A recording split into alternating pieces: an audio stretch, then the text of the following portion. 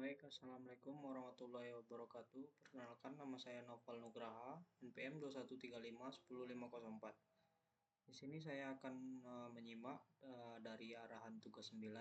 Langsung saja ke video YouTube-nya.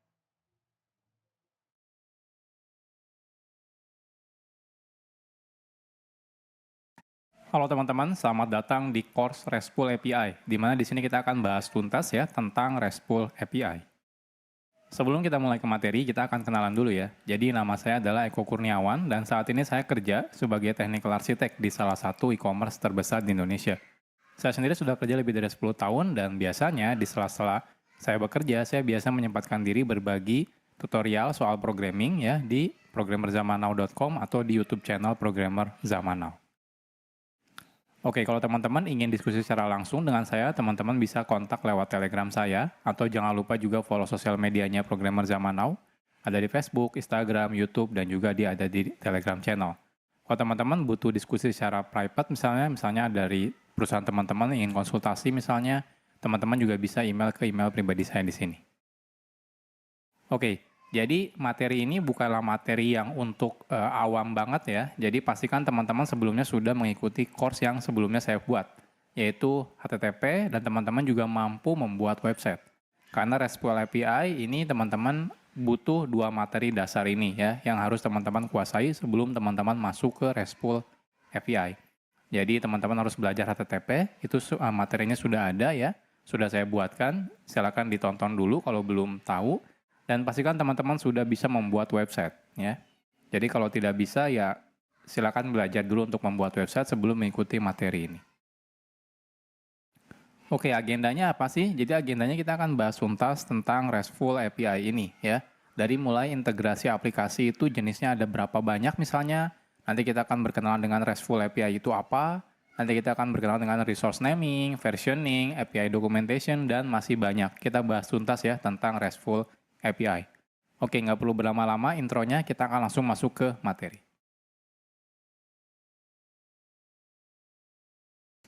Sekarang kita bahas tentang integrasi aplikasi dulu ya, sebelum kita bahas tentang RESTful API ini. Oke, jadi saat kita membuat aplikasi itu sering banget ya kita melakukan yang namanya integrasi dengan aplikasi yang lain, gitu ya.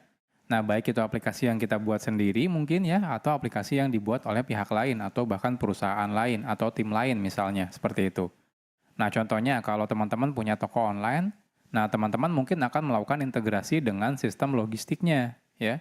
Misalnya dengan logistik partner kita gitu ya. Atau kita juga akan melakukan integrasi dengan payment gateway misalnya untuk mengelola pembayarannya. Misal seperti itu. Nah, saat kita membuat aplikasi contohnya belajar online, maka kita akan berintegrasi misalnya dengan payment gateway juga ya. Ketika ingin menerima pembayaran dari customer kita misalnya seperti itu. Atau saat kita membuat aplikasi mobile, aplikasi ini kan akan terintegrasi dengan sistem kita yang terdapat di server contohnya ya. Yaitu untuk mengirim data atau mengambil data. Jadi yang namanya integrasi antar aplikasi itu pasti sekarang akan selalu kita temui ya di kasus apapun itu. Oke, secara garis besar ya, terdapat 4 cara melakukan integrasi antar aplikasi ya. Ini saya ambil 4 cara ini dari materi buku Enterprise Integration Pattern ya. Jadi ada 4 cara. Yang pertama itu adalah file sharing ya. Yang kedua itu ada namanya database sharing. Yang ketiga adalah remote procedure invocation. Dan yang terakhir adalah messaging. Nah, kita bahas satu persatu. Dimulai dari file sharing. File sharing ini merupakan integrasi aplikasi dengan cara berbagi file, ya. Nah, ini mungkin bisa dibilang cara integrasi yang paling mudah, ya. Ya. Kenapa mudah? Karena kita cukup membuat file, ya, dari aplikasi yang pertama misalnya membuat file, nanti aplikasi tersebut filenya diberikan ke aplikasi selanjutnya. Ini masih banyak dilakukan, ya. Nah, biasanya aplikasi yang memiliki data, dia akan membuat filenya. Contohnya yang banyak dilakukan adalah membuat file Excel, CSV kah, atau dalam bentuk teks kah, atau dalam bentuk JSON. Itu bebas ya, sebenarnya tidak ada aturannya. Dan aplikasi yang akan membutuhkan datanya, dia akan membaca data dari file tersebut. Ya.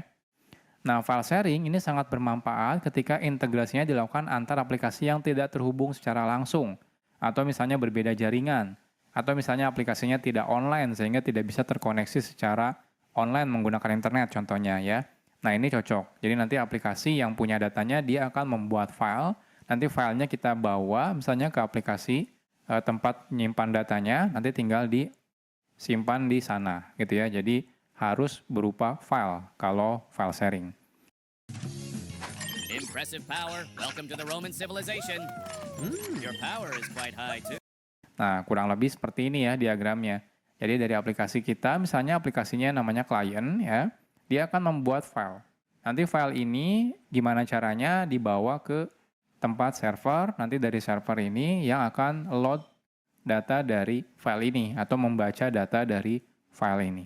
Jadi seperti ini. Jadi medianya adalah file. Nah, selanjutnya ada yang namanya database sharing. Kalau database sharing ini merupakan integrasi antar aplikasi yang memanfaatkan database atau sistem basis data ya untuk berbagi datanya. Nah, database sharing sangat mudah dilakukan ketika aplikasinya berada di tempat yang sama dan bisa mengakses database yang sama. Jadi kalau aplikasinya mungkin aplikasi kita ya, kita punya dua aplikasi, dua-duanya di tempat yang sama misalnya di jaringan yang sama dan bisa mengakses database yang sama. Nah, ini bisa kita lakukan yang namanya database sharing. Kalau misalnya kondisinya tidak terkoneksi, maka kita tidak bisa melakukan database sharing. Yang bisa kita lakukan adalah file sharing ya. Tapi kalau terkoneksi dan bisa connect ke database yang sama, itu bisa menggunakan database sharing ya.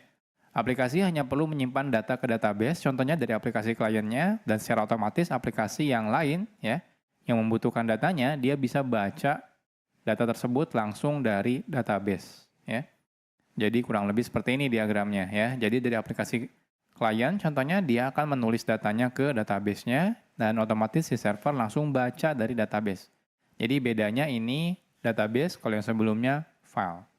Jadi ini juga contoh integrasi antar aplikasi. Cuma di sini kekurangannya adalah akhirnya klien dan server akan menggunakan database yang sama. Jadi kalau ada yang melakukan perubahan, contohnya ngerubah kolomnya, ngerubah tabelnya, maka itu harus hati-hati. Kenapa? Karena dua pihak ini harus diberitahu kalau ada perubahan. Karena kalau sepihak yang melakukan perubahannya, maka otomatis aplikasi yang lainnya akan terjadi error.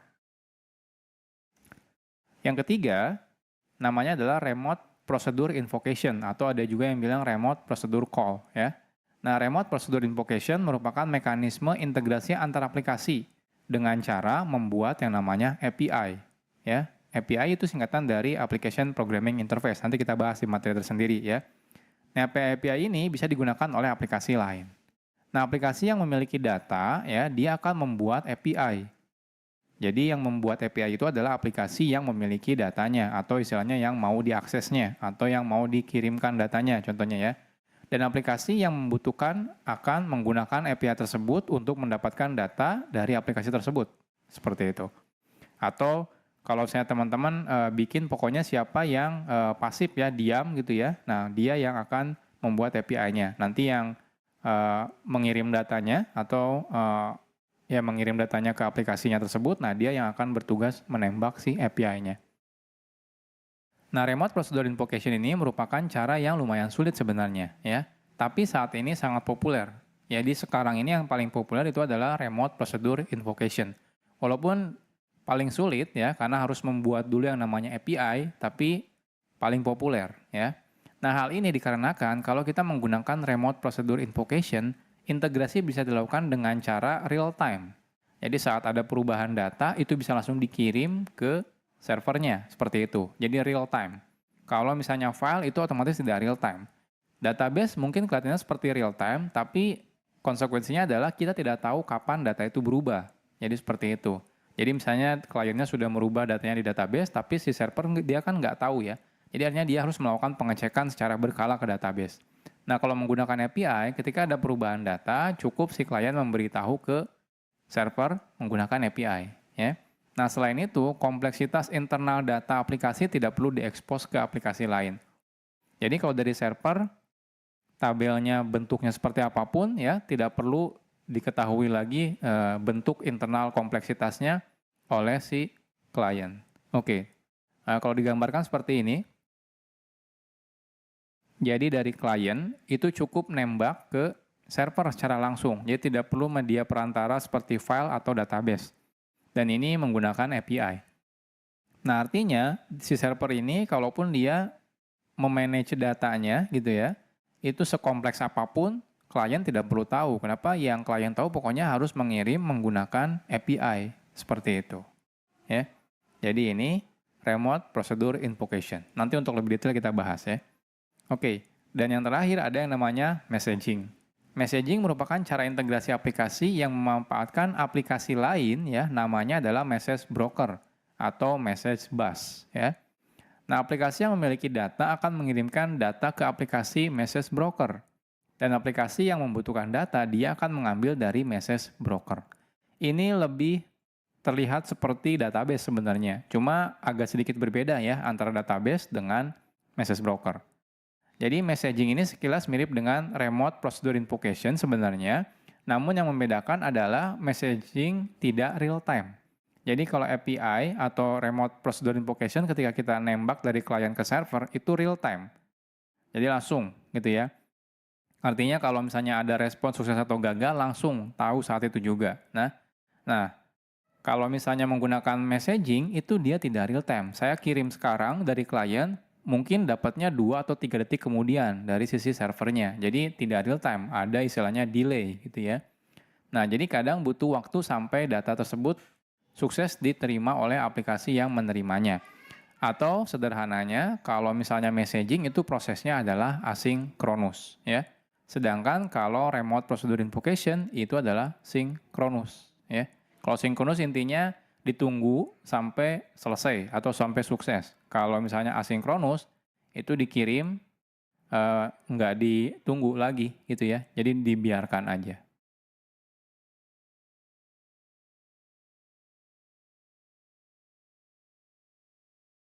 Baik, mungkin itu saja yang dapat saya simak. Lebih dan kurang. Assalamualaikum warahmatullahi wabarakatuh.